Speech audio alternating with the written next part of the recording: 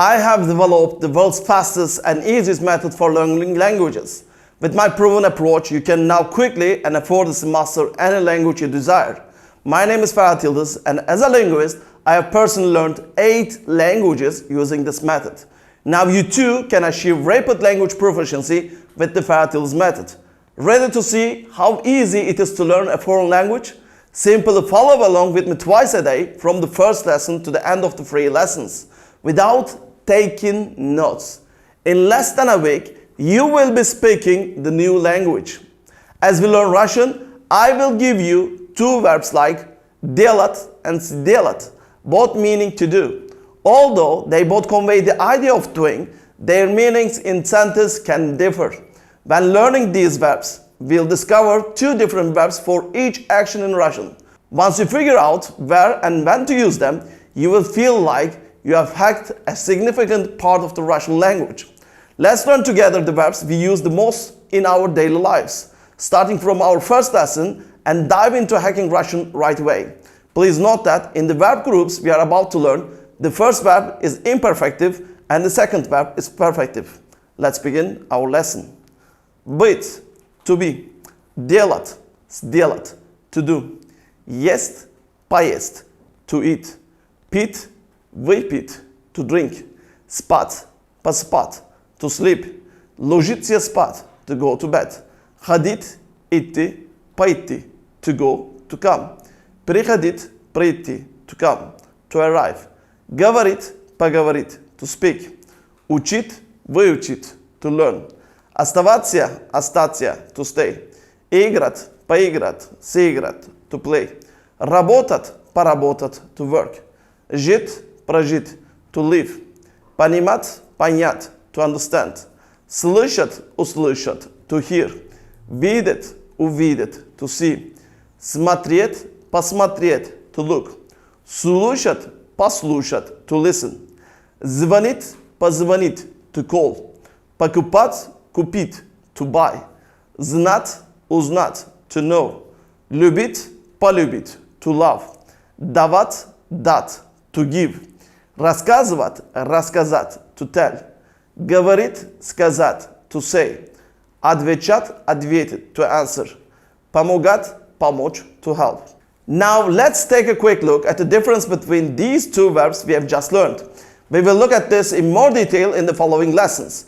In Russian, делать and сделать are 2 forms of the same verb, but they are used in different contexts to convey different meanings. Делать. This is the imperfective aspect of the verb, which means to do or to make. It is used when referring to the general act of doing or making something without specifying completion or a specific result.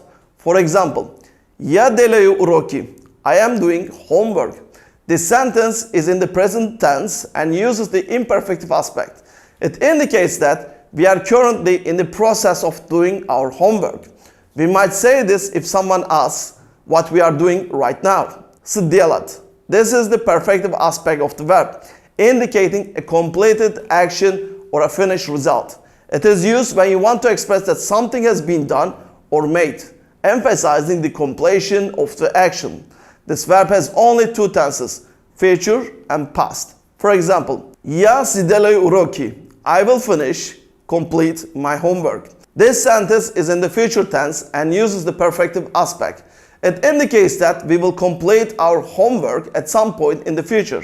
We might say this if someone asks whether we will do our homework later. For example, я делаю уроки focuses on the ongoing process of doing the homework. Я сделаю уроки focuses on the completion of the homework in the future. Let's look at another example. Я раньше почти каждый день уроки делал. I used to do homework almost every day. This sentence is in the past tense and uses the imperfective aspect. It indicates a habitual action in the past, meaning that we regularly did our homework almost every day. We might say this if we are talking about our past habits or routine. Я сделал уроки. I have finished, completed my homework. This sentence is in the past tense and uses the perfective aspect. It indicates that we have completed our homework. We might say this if someone asks whether we have finished our homework. In summary, делать is used for the general process of doing or making something whilst dielat is used when you want to highlight the completion or result of the action. The prefix "sı" in dielat indicates the perfective aspect, marking the action as completed or accomplished. These were the verbs we needed to learn in the first place. Now let's learn some other words. Счастливый, счастливая, happy. Грустный, грустная, sad. Вода, the water. Кофе, the coffee. Дом, the home. Английский, English. Русский, Russian. Football, the football. Здесь, here. Там, there. Неправильно, wrong. Дома, at home. Машина, the car. Это, this, that, or it. Russian language doesn't have articles like German and other European languages. However, nouns are divided into three types: masculine, feminine, and neuter. The gender of a noun is important because it affects the forms of adjectives, pronouns, and verbs that go with it. Мужской род, masculine nouns often end in consonants such as ye, ne, te, or re. Женский род, feminine nouns often end in a or ya. Srednji rod, neuter nouns often end in o or ye. The first sentence structure we will learn in Russian is the imperative sentence. Creating imperative sentences in Russian is very easy. For regular verbs ending in it, simply drop the t at the end to form the imperative. For example, говорит, поговорит, to speak. Говори, speak. With regular verbs ending in at, the letters t is dropped at the end and we add the letter ye. For example, делать, сделать, to do. Сделай, do. Regular verbs are unique in that they don't follow the standard rules of conjugation. To effectively use these verbs, we need to learn them as they are, memorizing their specific forms and usages. Although it might seem challenging at first, with practice and repetition, you will become comfortable with these exceptions. Now let's move on to creating informal imperatives. Informal imperatives are commands or requests made in a casual or familiar manner, typically used with friends, family, or peers. They are essential for everyday conversation and help in giving directions, making suggestions, or offering advice in a friendly tone. By mastering irregular verbs and their informal imperatives, you will enhance your fluency and confidence in using the language naturally and effectively. Let's dive into some examples and practice forming these imperative structures together. Будь счастлив, be happy. Сделай это, do it. Ешь, eat. Пей воду, drink water. Спи рано, sleep early. Иди, go. Приходи, come. Говори на английском, speak English. Учи английский, learn English. Оставайся здесь, stay here. Играй в футбол, play football. Работай здесь, work here. Живи в Стамбуле, live in Istanbul. Смотри, look. Слушай, listen. Звони, call. Купи, buy. Дай это, give it. Скажи это, say it. Ответь, answer. Помоги, help. When we want to give a command or instruction not to do something in Russian, we use the negation word "не" before the verb. The structure is essential for creating negative imperatives, allowing us to tell someone not to perform a specific action. For example, if you want to tell someone not to go, you would say "ne idi." Here, "ne" negates the verb "idi," go, forming a clear instruction not to go. Let's continue practicing with more examples of negative imperative sentences.